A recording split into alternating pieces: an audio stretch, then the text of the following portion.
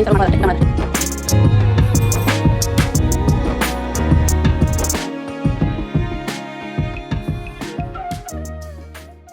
Hello friends, welcome back to my YouTube channel. ಇವತ್ತು Sunday special ಅಂತ ನಾನು ನಮ್ಮ ಅಕ್ಕ ಏನೆಲ್ಲ ರೆಸಿಪಿನ ಟ್ರೈ ಮಾಡಿದ್ದೀವಿ ಅಂತ ನಿಮ್ಮ ಜೊತೆ ಶೇರ್ ಮಾಡ್ಕೊಳ್ತಾ ಇದ್ದೀವಿ. ಎಲ್ಲಿ ಸ್ಕಿಪ್ ಮಾಡಿದೆ ವಿಡಿಯೋನ ನೋಡಿ. ಮಸಾಲೆ ಎಲ್ಲ ರೆಡಿ ಮಾಡ್ಕೊಳ್ತಾ ಇದ್ವಿ. ಈಗ ನೋಡಿ ಫ್ರೆಂಡ್ಸ್, ಎಲ್ಲ ರೆಡಿ ಮಾಡಿ ಇಟ್ಕೊಂಡಿದ್ದೀವಿ. ಮಸಾಲೆನ ಎಲ್ಲ ಫುಲ್ ಆಗಿಬಿಟ್ಟಿದೆ. ಈಗ ಸ್ವಲ್ಪನೇ ಹಾಕೊಂಡು ಮಿಕ್ಸಿ ಹಾಕೊಂಬರೋಣ ಬನ್ನಿ. ಮಿಕ್ಸಿ ಹಾಕೊಳ್ತಾ ಇದ್ದೀನಿ. ಹಾಕೊಳ್ಳೋಷ್ಟೊತ್ತಿಗೆ ನಮ್ಮ ಅಕ್ಕ ಕೂಡ ಚಿಕನ್ ಮಟನ್ ಎಲ್ಲ ಹೆಚ್ಚಿಟ್ಟು ರೆಡಿ ಮಾಡಿ ಇಟ್ಕೊಳ್ತಾ ನೋಡಿ. ಮಿಕ್ಸಿ ಎಲ್ಲ ಹಾಕೊಂಡು ಬಂದಿದ್ದೀನಿ. ಮೂರನ್ನು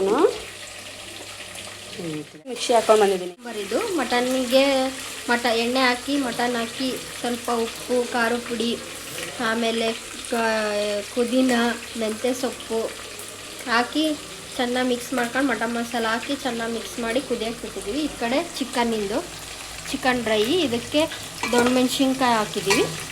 ಫ್ರೈ ಮಾಡ್ಕೊಳ್ತಾ ಇದ್ದೀವಿ. ಮೆಣಸಿನ್ಕಾಯಿ ಎಲ್ಲ ಫ್ರೈ ಆಗಿದ್ದಾವೆ. ಈಗ ಚಿಕನ್ ಹಾಕ್ಕೊಳ್ತಾ ಇದ್ದೀವಿ. ಇದ್ರಾಗ ಇಡುತ್ತೆ ಅಂದ್ಕೊಂಡಿದ್ವಿ, ಬಟ್ ಅದು ಇಡಿಸ್ಲಿಲ್ಲ. ಅದಕ್ಕೆ ಬಾಣಲಿಗೆ ಸರ್ವ್ ಮಾಡ್ಕೊಳ್ತಾ ಇದ್ದೀವಿ. ಬಾಣಲಿಯಲ್ಲಿ ಮಾಡೋಣ ಅಂತಂದು ಸ್ವಲ್ಪ ಅರಿಶಿನ, ಚಿಕ್ಕ ತಕ್ಕಷ್ಟು ಉಪ್ಪು ಹಾಕ್ಕೊಳ್ತಾ ಇದ್ದೀವಿ. ಇದಕ್ಕೆ ಖಾರ ಪುಡಿ ಹಾಕೋದು ಬೇಡ, ಆಲ್ರೆಡಿ ನಾವು ಮೆಣಸಿನ್ಕಾಯಿ ಹಾಕಿದ್ದೀವಿ. ದೊಣ್ಣೆ ಮೆಣಸಿನ್ಕಾಯಿ ಖಾರ ಇರುತ್ತಲ್ಲೋ, ಅದಕ್ಕೆ ಖಾರ ಪುಡಿ ಹಾಕೊತಿಲ್ಲ ನಾವು. ಚಿಕನ್ ಮಸಾಲ ತಗೊಂಡಿದ್ದೀವಿ. ಇದು ತುಂಬ ಟೇಸ್ಟಿಯಾಗಿ ಬರ್ತೈತಿ. ನೀವು ಒಂದ್ಸಲ ಟ್ರೈ ಮಾಡಿ. ಇನ್ನು ಮತ್ತು ಮೆಂತ್ಯ ಸೊಪ್ಪನ್ನ ಕೂಡ ಹಾಕ್ಕೊಳ್ತಾ ಇದ್ದೀವಿ. ಫ್ಲೇವರ್ ಚೆನ್ನಾಗಿರುತ್ತೆ ಹಾಕೋದ್ರಿಂದ. ನೋಡಿ ಮಟನ್ ಎಲ್ಲ ಎಷ್ಟು ಚೆನ್ನಾಗಿ ಬಿಡ್ಕೊಳ್ತಾ ಇದೆ ಎಲ್ಲ ಫುಲ್ಲು. ಈಗ ಮಸಾಲೆಯನ್ನು ಹಾಕೋಣ. ಸ್ವಲ್ಪ ಅದೇ ಜಾರಿಗೆ ನೀರು ಹಾಕ್ಕೊಂಡು ನೀರು ಸೇರಿಸ್ಕೊಳ್ತಾ ಇದ್ದೀವಿ. ಅಷ್ಟು ನೀರನ್ನು ಸೇರಿಸ್ಕೊಳ್ಳಿ. ಈಗ ನೋಡಿ ಚಿಕನ್ ಎಲ್ಲ ಮಿಕ್ಸ್ ಮಾಡ್ಕೊಳ್ತಾ ಇದ್ದೀವಿ. ಸ್ವಲ್ಪ ಕೊತ್ತಂಬರಿ ಪುಡಿಯನ್ನು ಸೇರಿಸಿ ಟ್ರೈ ಮಾಡ್ತಿದ್ದೀವಿ. ನಮ್ಮ ಅಕ್ಕವ್ರು ಚೆನ್ನಾಗಿದೆ ಅಂತಂದಿದ್ದಕ್ಕೆ ಅವರೇ ಮಾಡ್ತಿದ್ದಾರೆ ಈ ರೆಸಿಪಿನ. ನೋಡಬೇಕು ನಾನು ತಿಂದು ಹೇಗಿರುತ್ತೆ ಅಂತ. ಅವರು ಎಕ್ಸ್ಪರ್ಟು ಅಡುಗೆ ಮಾಡೋದ್ರಲ್ಲಿ. ಅದಕ್ಕೆ ಇಲ್ಲಿ ಯಾವಾಗ ಬಂದರೂ ಅವ್ರ ಕೈಯಲ್ಲಿ ಅಡುಗೆ ಮಾಡಿಸ್ತೀವಿ ನಾವು. ಅದಕ್ಕೆ ಇವತ್ತು ಅವರು ರೆಸಿಪೀಸ್ನೆಲ್ಲ ಟ್ರೈ ಮಾಡ್ತಿದ್ದಾರೆ. ಚೆಫ್ ಅವರೇ ಯಾವಾಗಲೂ. ಎಲ್ಲ ಫುಲ್ಲು ಚೆನ್ನಾಗಿ ಮಿಕ್ಸ್ ಆಗ್ತಾ ಇದೆ. ಚಿಕನ್ ಎಲ್ಲ ಫುಲ್ಲು ಚೆನ್ನಾಗಿ ಫ್ರೈ ಆಗಿದೆ. ಮಟನ್ ಸಾಂಬಾರು ಕೂಡ ಕುದೀತಾ ಇದ್ದಿದ್ದು ನೋಡಿ. ಮಸಾಲೆ ಎಲ್ಲ ರುಬ್ಬಿಟ್ಕೊಂಡಿದ್ವಲ್ಲ, ಅದನ್ನು ಕೂಡ ಹಾಕ್ಕೊಳ್ತಾ ಇದ್ದೀವಿ ಚಿಕನ್ಗೆ. ನೀರು ತೊಗೊಂಡು ಅಳತೆ ತಕ್ಕಷ್ಟು ಹಾಕೊಂಡು ಅವನು ಕೂಡ ಹಾಕ್ಕೊಳ್ತಾ ಇದ್ದೀವಿ ನೀರನ್ನ. ಇಷ್ಟೇ ನೀರು ಹಾಕೋದು, ಮತ್ತೇನು ನೀರು ಆ್ಯಡ್ ಮಾಡಬೇಕಾಗಿಲ್ಲ. ಅದರಲ್ಲಿ ಚೆನ್ನಾಗಿ ಫ್ರೈ ಮಾಡ್ಕೋಬೇಕು. ಚೆನ್ನಾಗಿ ಮಿಕ್ಸ್ ಮಾಡ್ಕೊಳ್ತಾ ಇದ್ದೀವಿ. ನೋಡಿ ಕಲರ್ ಯಾವ ರೀತಿ ಇದೆ ಅಂತ. ಇನ್ನು ಕುದ್ಮೇಲೆ ಹೇಗಾಗುತ್ತೆ ಅಂತ ತೋರಿಸ್ತೀನಿ. ಕುದ್ಬಿಟ್ರೆ ರೆಸಿಪಿ ರೆಡಿ ಆಗಿಬಿಡುತ್ತೆ. ಈಗ ಒಂದು 10 ಮಿನಿಟ್ಸ್ ಚೆನ್ನಾಗಿ ಕುದಿಸ್ಕೊಳ್ಳೋಣ ಹೈ ಫ್ಲೇಮಲ್ಲಿ ಇಟ್ಕೊಂಡು. ಮಾಡ್ತಿದ್ದೀವಿ ಅಂದ್ರೆ ಸಾಕು, ನಮ್ಮ ಮನೇಲಿ ನಮ್ಮ ಮಾವರೆಲ್ಲ ನಾವು ಹೇಗೆ ಮಾತಾಡ್ತೀವಿ ಅಂತ ನೋಡಿ ನಗ್ತಿರ್ತಾರೆ. ಎಲ್ಲ ನೋಡ್ತಿರ್ತಾರೆ. ಅವದೇ ನನ್ನ ಗಂಡ. ಮನೆಗೆ ಸಂಡೇ ಬಂತಂದ್ರೆ ಸಾಕು, ಸ್ಪೆಷಲ್ ನಾನ್ ವೆಜ್ ಅಡುಗೆ ರೆಡಿ ಆಗಿಬಿಡ್ತವೆ. ಯಾವಾಗ ನೋಡಿದ್ರೆ ನಮ್ದು ಇದೇ ಗತಿ, ಬರೀ ಅಡುಗೆ ಮಾಡೋದು. ನಿಮ್ಮ ಮನೇಲೂ ಹೀಗೇನ ಕಾಮೆಂಟ್ ಮಾಡಿ ತಿಳಿಸಿ. ಚೆನ್ನಾಗಿ ಮಿಕ್ಸ್ ಮಾಡಿದ್ವಿ. ಈಗ ಅದೊಂದು ಸಲ ಚೆನ್ನಾಗಿ ಕುದ್ದಿದೆ ಇಲ್ಲೋ ಅಂತ ನಮ್ಮ ಅಕ್ಕ ಟೆಸ್ಟ್ ಮಾಡಿ ನೋಡ್ತಿದ್ದಾರೆ. ಕುದ್ದಿದೆ. ಈಗ ಅದನ್ನು ಕೆಳಗಿಳಿಸ್ಕೊಳ್ತಾ ಇದ್ದೀವಿ. ಕೂಡ ಚೆನ್ನಾಗಿ ಕುದ್ದು ಇನ್ನು ಸ್ವಲ್ಪ ಪೀಸ್ ಕುದಿಬೇಕು ಅಂತಂದು ಇನ್ನು ಸ್ವಲ್ಪ ನೀರು ಹಾಕಿಟ್ಟಿದ್ದೀವಿ. ಈ ಥರ ಕೈ ಇದು ಥರ ಕಟ್ ಮಾಡಿಸ್ಕೊಂಬಂದಿದ್ದಾರೆ. ಇದಕ್ಕೆ ನಾವು ರುಬ್ಬಿಟ್ಟಿರುವಂಥ ಮಸಾಲ ಆ್ಯಡ್ ಮಾಡ್ಕೊಳ್ತಾ ಇದ್ದೀವಿ. ನಾವು ಮಿಕ್ಸ್ ಮಾಡ್ಕೋಬೇಕು. ಈಗ ತಕ್ಕಷ್ಟು ಉಪ್ಪು ಹಾಕ್ಕೊಳ್ತಾ ಇದ್ದೀವಿ. ತಕ್ಕಷ್ಟು ನೋಡಿಕೊಂಡು ಖಾರ ಪುಡಿ ಕೂಡ ಹಾಕ್ಕೊಳ್ರಿ. ನಾವಿಲ್ಲಿ 1 ಸ್ಪೂನ್ ಆ್ಯಡ್ ಮಾಡ್ಕೊತಾ ಇದ್ದೀವಿ.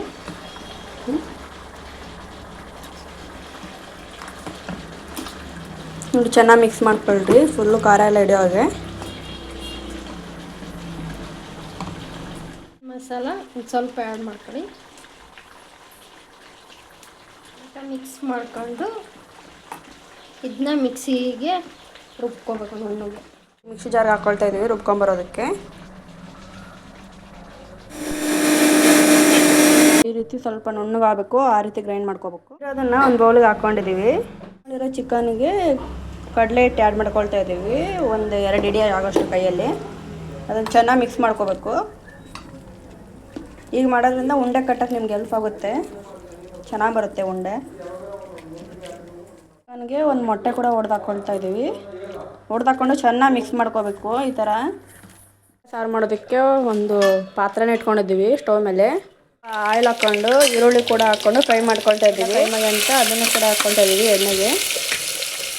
ನೋಡಿ ಚೆನ್ನಾಗಿ ಫ್ರೈ ಮಾಡ್ಕೋಬೇಕು ಆಯಿಲಲ್ಲಿ, ಹಸಿ ವಾಸನೆ ಹೋಗೋವರೆಗೂ. ಅದಕ್ಕೆ ಸ್ವಲ್ಪ ನೀರು ಆ್ಯಡ್ ಮಾಡ್ಕೊಳ್ತಾ ಇದ್ದೀನಿ.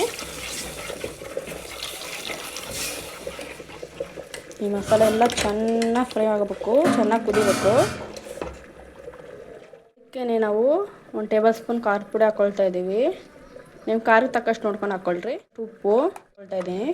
ನಾವು ತೇಜು ಚಿಕನ್ ಮಸಾಲಾನ ಯೂಸ್ ಮಾಡ್ತಾ ಇದ್ದೀವಿ. ಅದಕ್ಕೆ 1 ಟೇಬಲ್ ಸ್ಪೂನ್ ಹಾಕ್ಕೊಳ್ತಾ ಇದ್ದೀವಿ. ಹಾಕ್ಕೊಂಡು ಚೆನ್ನಾಗಿ ಮಿಕ್ಸ್ ಮಾಡ್ಕೋಬೇಕು. ಸೊಪ್ಪನ್ನು ಕೂಡ ಆ್ಯಡ್ ಮಾಡ್ಕೊಳ್ತಾ ಇದ್ದೀವಿ.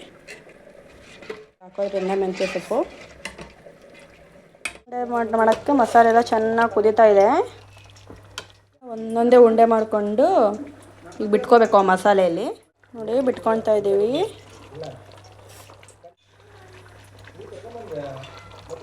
ಅಡುಗೆ ಮಾಡುವಾಗ ಕಿಚನ್ ಎಲ್ಲ ಈ ರೀತಿ ಗಲೀಜು ಆಗಿಬಿಟ್ಟಿದೆ. ಆಮೇಲೆ ಎಲ್ಲ ಕ್ಲೀನ್ ಮಾಡ್ಕೋಬೇಕು. ಅದನ್ನೆಲ್ಲ ಬಿಟ್ಕೊಂಡಿದ್ದೀವಿ. ಚೆನ್ನಾಗಿ ಕುದಿಬೇಕು. ಅಲ್ಲಿಯವರು ಕುದಿಸ್ಕೊಳ್ರಿ 1 10 ಮಿನಿಟ್ಸ್ ಚೆನ್ನಾಗಿ. ಎಲ್ಲರೂ ಕಾತರದಿಂದ ಕಾಯ್ತಿದ್ದಾರೆ ಅಡುಗೆ ಊಟ ಮಾಡೋದಕ್ಕೆ. ಹೇಗಿದೆ ಏನಂತ ಸ್ಮೆಲ್ಗೆ ಅವರು ಫಿದಾ ಆಗಿಬಿಟ್ಟಿದ್ದಾರೆ. ಇನ್ನು ನಾವು ರುಬ್ಕೊಂಡಿರೋ ಕೈಮಾ ಮಸಾಲೆಯಲ್ಲಿ ಜಾಸ್ತಿ ಮಿಗಿಲಿತ್ತು. ಸ್ವಲ್ಪ ಮಸಾಲೆ ಕಮ್ಮಿ ರುಬ್ಕೊಂಡಿದ್ವಲ್ಲ ನಾವು, ಅದಕ್ಕೆ ಸ್ವಲ್ಪ ಮಾಡಿಕೊಂಡು ಇನ್ನು ಉಳಿದಿರೋದನ್ನು ಹಾಗೆ ಫ್ರೈ ಮಾಡ್ಕೊಳ್ಳೋಣ, ಕೈಮಾ ಫ್ರೈ ಅಂತಂದು ಎಲ್ಲ ರೆಡಿ ಮಾಡ್ಕೊಳ್ತೇವೆ. ಉಳಿದಿರೋ ಮಸಾಲೆಗೆ ನಾವು ಕಬಾಬ್ ಪುಡಿ ಮತ್ತು ಒಂದು ಮೊಟ್ಟೆ ಹೊಡೆದು ಹಾಕೊಂಡಿದ್ವಲ್ಲ ಅವಾಗಲೇ ಅದನ್ನು ಕೂಡ ಮಿಕ್ಸ್ ಮಾಡಿಕೊಂಡು ಉಂಡೆ ಕಟ್ ಮಾಡಿ ಇಟ್ಕೊತಿದ್ದೀವಿ ಫ್ರೈ ಮಾಡ್ಕೊಳ್ಳೋಣ ಅಂತಂದು. ಕೈಮಾ ಉಂಡೆ ಸಾರು ಚೆನ್ನಾಗಿ ಕುದೀತಾ ಇದೆ. ಫ್ಲೇವರ್ ಅಂತೂ ಸೂಪರಾಗಿ ಬರ್ತಾ ಇದೆ. ಸ್ಮೆಲ್ಲು ಹಾಗೆ ತಿಂದುಬಿಡ್ಬೇಕು ಅನ್ನಿಸ್ತಾ ಇದೆ, ಆ ರೀತಿ ಇದೆ. ಟೇಸ್ಟ್ ನೋಡಿ ಹೇಳ್ತೀವಿ ಹೇಗಿದೆ ಅಂತ. ನೀವು ಒಂದ್ಸಲ ಡೆಫಿನೆಟ್ಲಿ ಟ್ರೈ ಮಾಡಿ. ಕೈಮಾ ಉಂಡೆ ಸಾಂಬಾರು ರೆಡಿ ಆಗಿಬಿಡ್ತು. ಇನ್ನೇನು ತಿನ್ನೋದಷ್ಟೇ ಬಾಕಿ. ನೋಡಿ ಕಿಟಕಿಯಿಂದ ನೋಡ್ತಿದ್ದಾರೆ ಹೇಗಾಗ್ತಿದೆ ಏನು ಅಂತಂದು, ಸ್ಮೆಲ್ ಹೇಗೆ ಬಿಟ್ಟಿದ್ದಾರೆ. ಉಂಡೆ ಫ್ರೈ ಮಾಡೋದಕ್ಕೆ ಒಂದು ಬಾಣಲೆ ಇಟ್ಕೊಂಡು ಎಣ್ಣೆನ ಬಿಸಿ ಮಾಡಿ ಇಟ್ಕೊತಾ ಇದ್ದೀವಿ. ಒಂದೊಂದಾಗಿ ಕೈಮಾ ಉಂಡೆನ ಬಿಟ್ಕೊಳ್ತಾ ಇದ್ದೀವಿ. ಲೋ ಫ್ಲೇಮಲ್ಲಿ ಇಟ್ಕೊಳ್ರಿ, ಚೆನ್ನಾಗಿ ಫ್ರೈ ಆಗ್ತವೆ. ನೋಡಿ ಒಂದೊಂದಾಗಿ ತಿರುವಾಕೊಳ್ತಾ ಇದ್ದೀವಿ. ಚೆನ್ನಾಗಿ ಫ್ರೈ ಮಾಡ್ಕೋಬೇಕು ಈ ರೀತಿ ಲೋ ಫ್ಲೇಮಲ್ಲಿ. ಆಹಾ ಎಷ್ಟು ಹೇಗಿದೆ ನೋಡಿ. ಟೇಸ್ಟ್ ಕೂಡ ಅಲ್ಟಿಮೇಟಾಗಿ ಇರುತ್ತೆ ಅಂದ್ಕೊಂಡಿದ್ದೀವಿ. ನಮ್ಮ ಅಕ್ಕ ಹೀಗೆ ಡಿಫ್ರೆಂಟ್ ಅಡುಗೆನ ಟ್ರೈ ಮಾಡ್ತಿರ್ತಾರೆ. ಅವ್ರು ಬಂದರೆ ಮುಗೀತು, ಸ್ಪೆಷಲ್ ಅಡುಗೆ ರೆಡಿ ನಮ್ಮ ಮನೇಲಿ. ಈ ರೀತಿ ಬ್ರೌನ್ ಕಲರ್ ಇರಬೇಕು, ಆ ರೀತಿ ಚೆನ್ನಾಗಿ ಫ್ರೈ ಮಾಡ್ಕೋಬೇಕು. ನೋಡಿ ಈ ರೀತಿ ಚೆನ್ನಾಗಿ ಫ್ರೈ ಆಗಿದ್ದಾವೆ, ಬ್ರೌನ್ ಕಲರ್ ಬಂದಿದೆ. ಈಗ ಇದನ್ನು ಒಂದು ಬೌಲಿಗೆ ಸರ್ವ್ ಮಾಡ್ಕೊಳ್ಳೋಣ. ಒಂದು ಬೌಲಿಗೆ ಸರ್ವ್ ಮಾಡ್ಕೊಂಡಿದ್ದೀವಿ. ಅದಕ್ಕೆ ಚಕ್ಕೆ, ಏಲಕ್ಕಿ, ಲವಂಗ, ಪಲಾವ್ ಎಲೆ ಎಲ್ಲ ಹಾಕ್ಕೊಳ್ತಾ ಇದ್ದೀವಿ. ಕುಷ್ಕ ರೈಸ್ ರೆಸಿಪಿನ ನಾನು ಆಲ್ರೆಡಿ ನಿಮ್ಗೆ ಅಪ್ಲೋಡ್ ಮಾಡಿದ್ದೀನಿ ಅಲ್ವಾ, ಅದೇ ರೀತಿ ಕುಷ್ಕ ರೈಸ್ನ ಪ್ರಿಪೇರ್ ಮಾಡ್ಕೊಳ್ತಾ ಇದ್ದೀವಿ. ಇಲ್ಲಿ ಕುಷ್ಕ ರೈಸ್ಗೆ ಎಲ್ಲ ಮಸಾಲೆ ಹಾಕ್ಕೊಂಡು ಫ್ರೈ ಮಾಡ್ಕೊತಾ ಇದ್ದೀವಿ. ಚೆನ್ನಾಗಿ ಎಣ್ಣೆ ಬಿಟ್ಕೋಬೇಕು, ಅಲ್ಲಿವರೆಗೂ ಚೆನ್ನಾಗಿ ಬೇಯಿಸ್ಕೊಳ್ತಾ ಇದ್ದೀವಿ. 1 ಲೋಟ ನೀರು ಅಕ್ಕಿ ತೊಗೊಂಡು 2 ಲೋಟ ನೀರು ಹಾಕ್ಕೊಂಡು ಅಳತೆ ತಕ್ಕಂಗೆ ನೀರು ಹಾಕ್ಕೊಳ್ತಾ ಇದ್ದೀವಿ. ಮಾಡೋಕೆ ಇಟ್ಟಿದ್ವಲ್ಲ, ನೀರೆಲ್ಲ ಚೆನ್ನಾಗಿ ಕುದೀತಾ ಇದೆ ನೋಡಿ. ಈಗ ನೀರೆಲ್ಲ ಚೆನ್ನಾಗಿ ಕುದ್ಮೇಲೆ ಅಕ್ಕಿ ಹಾಕ್ಕೋಬೇಕಿದೆ. ಈಗ ಅಕ್ಕಿನ ಹಾಕ್ಕೊಳ್ತಾ ಇದ್ದೀವಿ. ಮೊದಲೇ ತೊಳೆದು ನೆನೆಸಿಟ್ಕೊಂಡಿದ್ವಿ ಅಕ್ಕಿನ. ಈಗ ಅಕ್ಕಿಯೆಲ್ಲ ಹಾಕ್ಕೊಂಡ್ಮೇಲೆ ಕುಕ್ಕರ್ ವಿಜಲ್ ಕ್ಲೋಸ್ ಮಾಡಿ 1-2 ವಿಜಲ್ ಹೊಡ್ಸ್ಕೊಂಡ್ಬಿಟ್ರೆ ಕುಷ್ಕ ರೈಸ್ ರೆಡಿ ಆಗಿಬಿಡುತ್ತೆ. ಹೇಗಿರುತ್ತೆ ಅಂತ ನೋಡಿರಿ ಲಾಸ್ಟಲ್ಲಿ. ಎಲ್ಲ ಮಾತಾಡೋದು ಬರೋದಿಲ್ಲ, ಹೇಗೋ ಮಾತಾಡ್ತಿದ್ದೀವಿ. ಏನಾದ್ರು ತಪ್ಪಿದ್ರೆ ಕ್ಷಮಿಸ್ಬಿಡಿ. ಕಾಮೆಂಟಲ್ಲಿ ಹೇಳಿ ಹೇಗೆ ಮಾತಾಡಿದ್ವಿ, ಏನಾದ್ರು ತಿದ್ಕೋಬೇಕು ಅಂತಂದರೆ ಹೇಳಿ, ತಿದ್ಕೊಳ್ತೀವಿ. ಕುಷ್ಕ ರೈಸ್ದೆಲ್ಲ ಚೆನ್ನಾಗಿ ಕುದೀತಾ ಐತೆ.